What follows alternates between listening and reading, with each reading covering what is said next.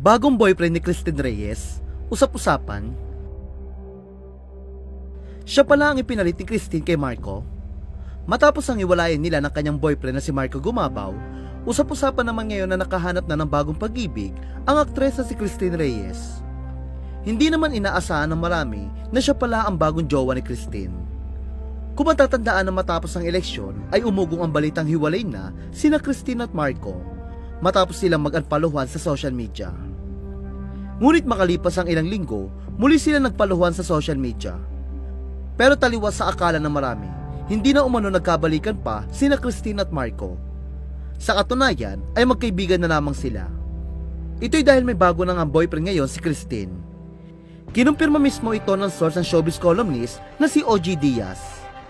Ayon sa nasagap na chika ni OG, ang bagong karelasyon ni Christine ay walang iba kundi ang dating chairperson ng National Youth Commission na si Gio Tingson. Si Gio ay kilala namang strategist na nagbabalik sa Senado na si Senator Bam Aquino. Bukod dito, siya rin ang Head of Public Affairs ng Grab Philippines. Base nga sa ilang larawan, makikita lagi magkasama sa iba't ibang event sina Christine at Gio. Sa isang larawan ay makikita pang sobrang close ang dalawa at nakahawak pa sa bewang ni Christine si Gio. Base rin sa ilang source na nakakita sa dalawa, hindi may kakaila na may namamagitan kina Christine at Gio.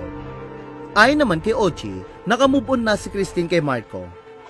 Aniya, nakamove on na kay Marco Gumapaw, so lagi sila nakikita nitong si Christine Reyes. Kaya feeling ko, nakamove on na si Christine. Samantala, umani naman ang samsaring reaksyon mula sa netizen ang bagong karelasyon ni Christine.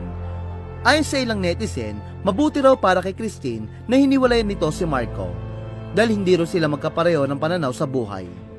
Gate nila, mukhang napagod na raw si Christine na maging sugar mommy o tumatayong nanay kay Marco na mas bata sa kanya ng ilang taon. Base naman sa ilang chika, dati na magkarelasyon sina Christine at Gio pero naghiwalay lang kaya ngayon nagkabalikan ng dalawa ay umaasa silang may character development na kay Christine. Komento pa ng ilang netizen, napagod na siya maging sugar mommy ni Marco. Okay yan Christine, character development sana at nagising siya na wala na siyang future sa trapo wannabe niyang ex. Mag-ex sila nung guy, he's a lawyer, mukhang they got back together. Sana may character development na si Christine.